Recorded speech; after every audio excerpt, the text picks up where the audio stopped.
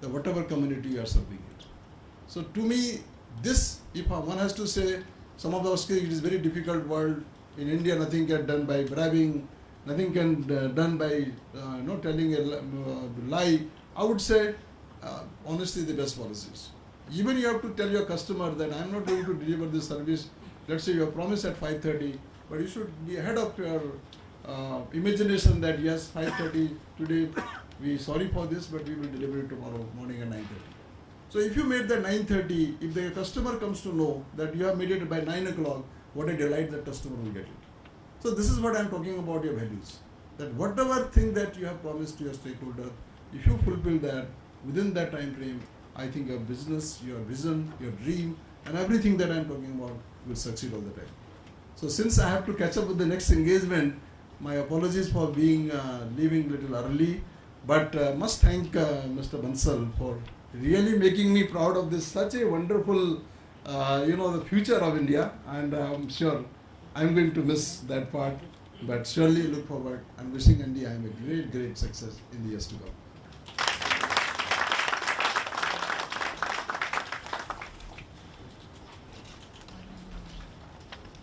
Thank you, Mr. Singh, for sharing your thoughts with us.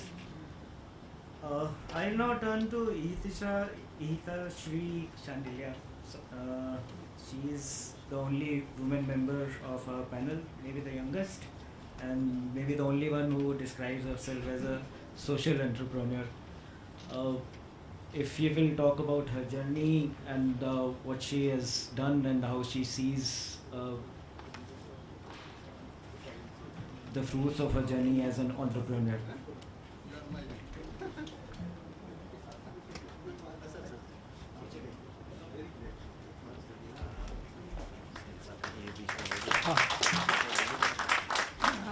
A very good evening to all of you. I mean, I'm very delighted and honored to be part of this panel, and where I have all my seniors addressing this young crowd and the future entrepreneurs of India.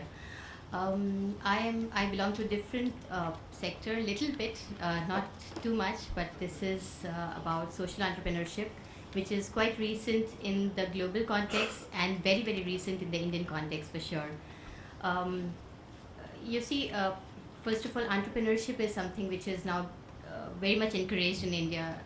We've had a lot of inspiring and motivating speech and talk by our esteemed speakers. But how do you see entrepreneurship, first of all? Like, it's, as I see it, most of us in the world, we see problems around us. It could be technology, it could be social, it could be anything. And there are a group of people who all the time keep cribbing that this road is bad, we don't have phones, the electricity doesn't, so there are a group of people who kind of all the time keep complaining about things. And there is another group of people who try to find opportunities in the problems around. And so this second set of people are the entrepreneurs who actually look for opportunities in every problem that they see around themselves. And that's how I see entrepreneurship to be. And then they create a business model out of it, which is not for them, just for themselves, but also for people around them. And they contribute in some way. It could be any field, but they contribute to the society, to the nation. Now, social entrepreneurship is a step forward where when you create such an ecosystem, such a business, you also think like what kind of impact it's going to make on the society. So we've had a lot of global organizations talking about how do we do it. So in the traditional context, like say about a decade back, most of the entrepreneurship or most of the organizations which thought about solving the social problems, they were like, okay, we need grants, we need donations, we need people to support us. And all the time there was a sense of, I very crudely use the word begging, but that should not be used, but that's a kind of a charity which they used to look for. But to be honest, now there are organizations who think, can we develop a business here which kind of may need some charity in the beginning, but eventually it sustains on its own, and it creates, it does a social impact, it creates opportunities for people, and then it takes it further. So there can be a day when it doesn't need any kind of an aid and it can support itself, it can sustain on its own. And that's what social entrepreneurship is all about. Like, you build a business model which is for the society. You can be for profit, you can be not for profit, but the objective is to develop an ecosystem which can eventually sustain on its own. So I was a 2004 pass out from NIT Kurukshetra, and I had the opportunity of working with some of the fortune companies like IBM, SAP, and Patni Computers. And all the time I used to work with the master data. Some of you must have worked on the content management part, and I used to play with the data, and I used to do it for clients like Coca-Cola or applied mechanics and applied machines, and a lot of big clients that we had.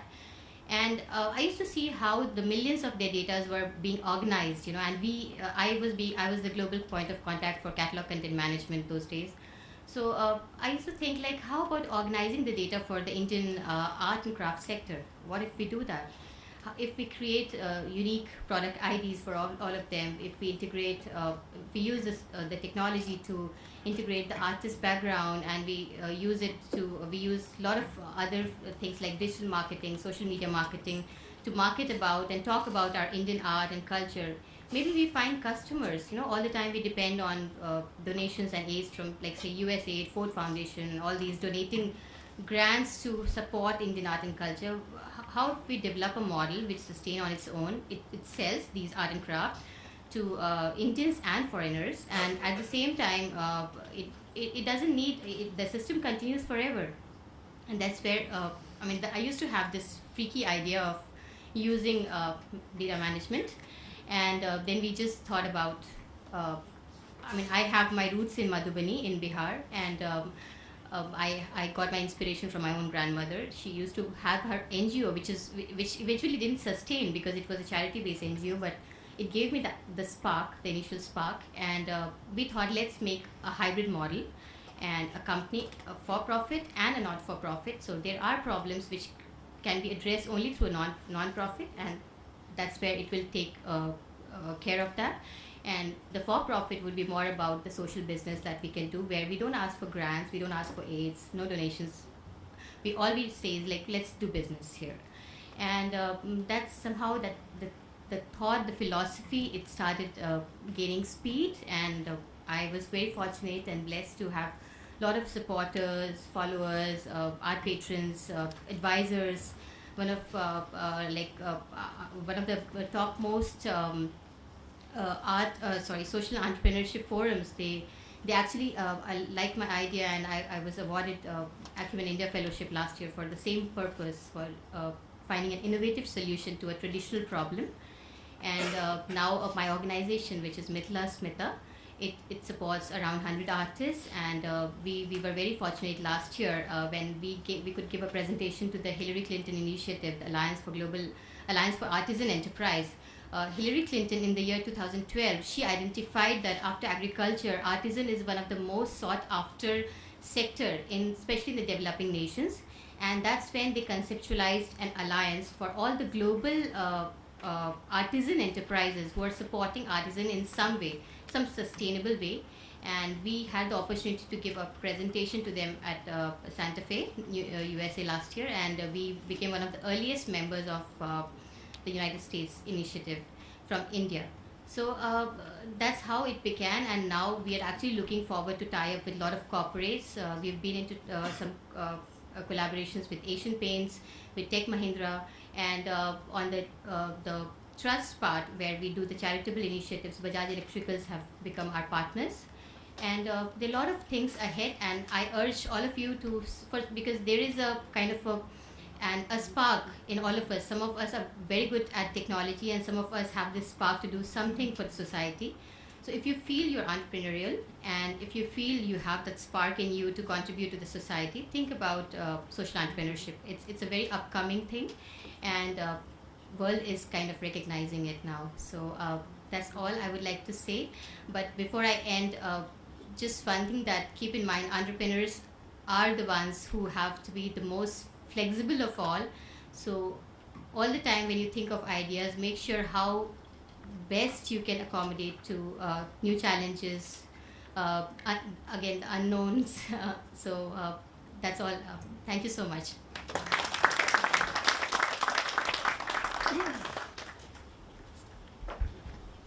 Thank you, Ihita. There are a lot of ideas attached to the concept of entrepreneurship itself, and a lot of people these days talk about entrepreneurship as the next big thing in terms of the concepts which will drive the economy and drive the growth in economy. I'll ask Mr. Akhil Bhandari to share his thoughts on the whole concept of entrepreneurship and the importance it has in today's world in view of his experiences.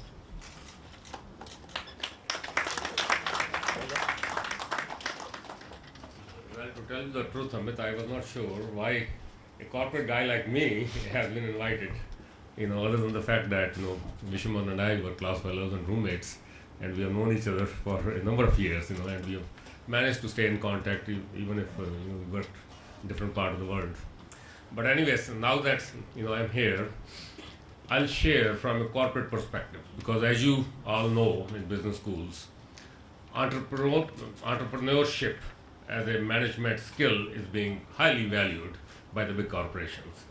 And what does that mean? So many of you, I think, should follow the instinct and the dream, and to the extent possible, follow in the footsteps of people like Rajiv or Rakesh Bakshi, But those who somehow cannot manage to pull it off, and have to work in a corporation, So know it that in today's corporate world also, entrepreneurship is a highly valued skill, So what do we mean by, So three attributes, as a corporate executive I can say, and if time permits I can, give a small anecdote of my own example also, how I used, my little bit entrepreneurship, in a corporate context.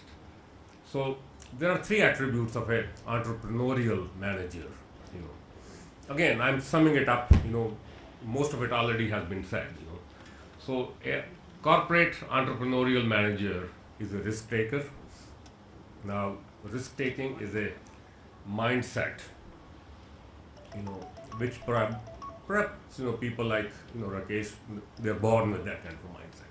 But as someone said, that mindset can also be taught over time, But what's more important to that mindset is, in the corporate world is, so if you are a risk taker, you also have to have the ability to mitigate the risk, identify what those risks are, and how to go about mitigating those risks. So even in a large corp now, as you are growing, you are perhaps looking for managers who are in your own mold, who are entrepreneurial. So what's the other skill set? So mindset is in my view, mindset is the risk take. An entrepreneurial manager is a risk taker, but he or she has to know how to mitigate the risk. And risk mitigation is a skill set which can be taught easily. And part of the curriculum in the business school, where I have the opportunity to go and speak to my alma mater or to some other business schools, so I talk about this. How do we teach young managers, how to identify risk and how to mitigate risk? So that's a skill which can be. So that's number one attribute. The second attribute of an entrepreneurial manager is manager as an innovator, not necessarily inventor. Somebody else could have invented something, but manager as a innovator. And in the corporate world, more and more, innovation is being valued. Innovation in terms of business models. Technology innovation is always valued. Large corporations where I worked, in fact, the last company I worked for, we devoted 10% of our revenue to R&D. Basically continuously pumping money back into designing the next best and the better engine. So because I come from Pratt and Whitney, and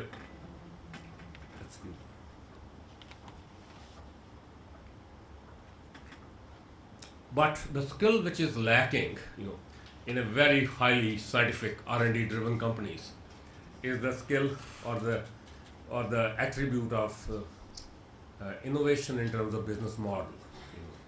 How do we deliver better value to the end customers, in the process, making ourselves more profitable as well as, creating that extra value for them. So innovator, the second, and more, we're saying, that unless you disrupt your own business model, if you don't, somebody else will.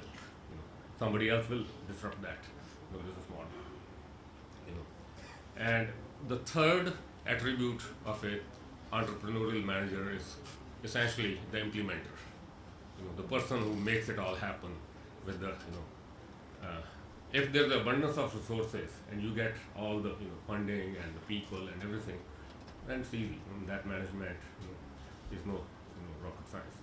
So an entrepreneurial manager can make things happen with limited set of resources, and as you said, Rakesh, and in an environment which is not overly burdened with strategic planning.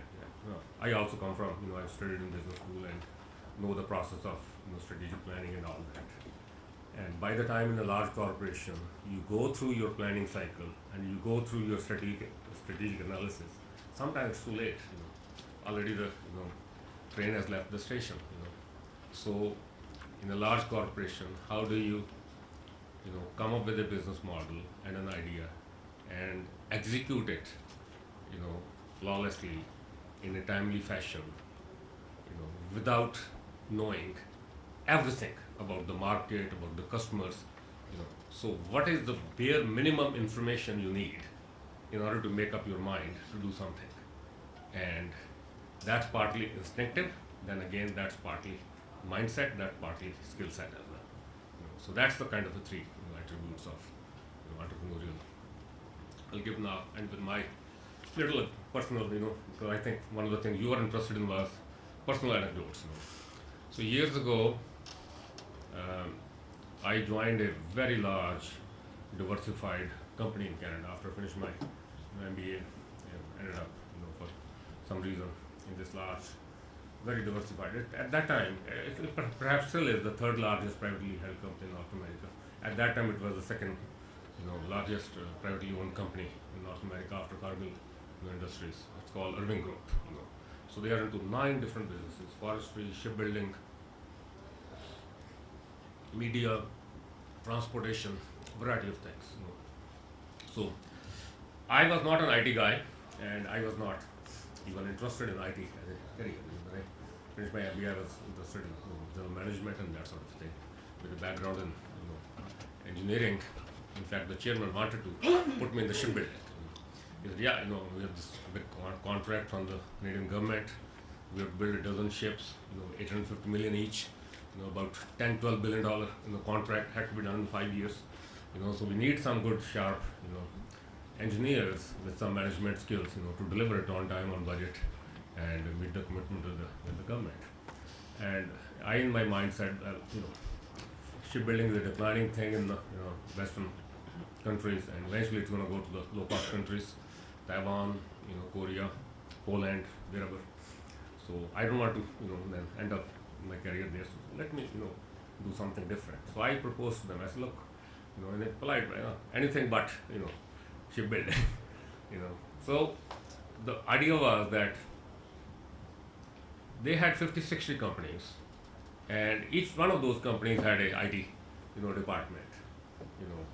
From 5 people to maybe 50 or 100 people department. Some companies spending $1 million, $2 million, some companies spending, So I asked them, what do you think? How much you spend on IT total? Nobody had. Nobody, even the CFO in the corporation had no idea. How much money they spend on IT. And what should we spend? They had no idea. So I had done some research, and what's the percentage of revenue should be spent on, what's the sweet spot. So we proposed the idea, and there was another colleague of mine, 2 of us. We proposed the idea, we consolidate, and we start a company, because they were very reluctant to outsource to India-based. It was way back in '88. It had not even started taking off. And being a private company, they were very reluctant, to even think of outsourcing, because they thought a lot of confidentiality, intellectual property will leak out of the company. So that was not going to happen. So we said, okay, why don't we create a company within the company? you give us the opportunity, we'll pull these people, we'll not fire anyone, combine these 50 small IT departments into an information technology company, and if we are successful, we'll start marketing our services to others also, and the profit which we make from that outside services will eventually help make our own internal companies better. And the owners, the Irving, at that time, they were the richest people, second richest people in North America. Net worth, again, just to put it in context, net worth of Irving family even today is in the range of 10 billion, so at that time, also they were that big, 8 billion or so, second or third richest family. So had to make a pitch to them, and they agreed. Go boys, do it, they said, and we pulled it off. We started a company. So that's an example of being entrepreneurial within a corporate context. Thank you.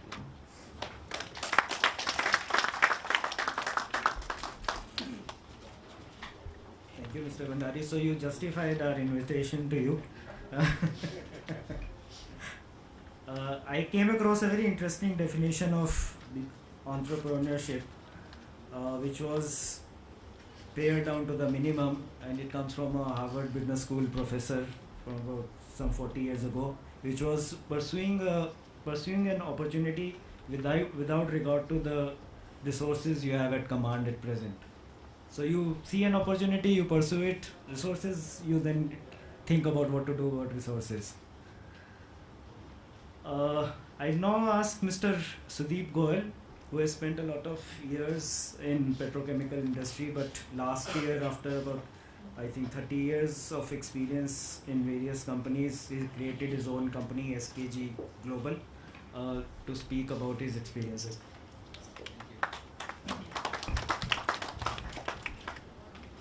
Good evening, Mr. Bakshi, Chief Guest, Mr. Bansal, fellow panelists on the dais, and friends.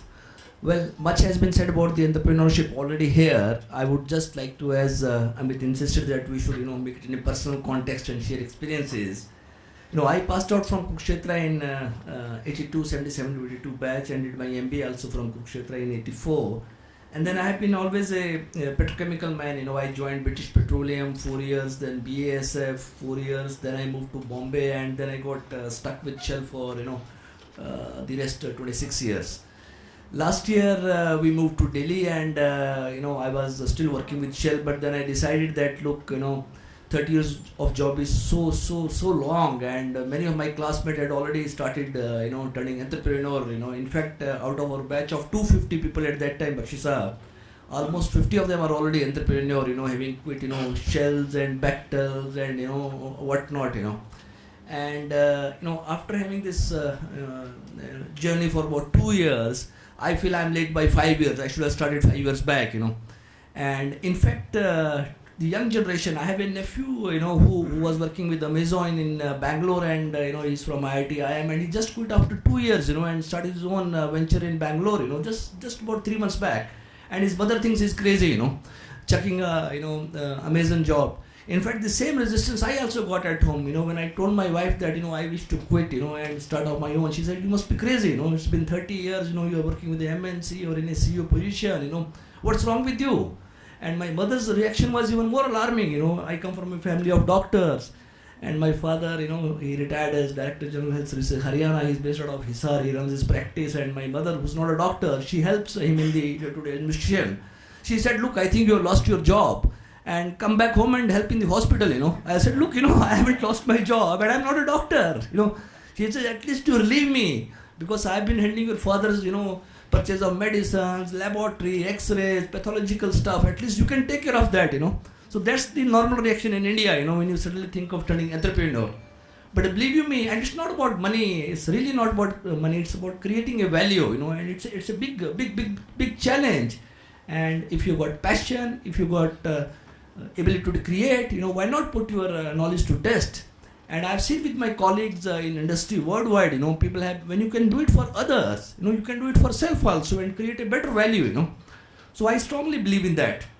And few lessons which I very quickly learned being an entrepreneur.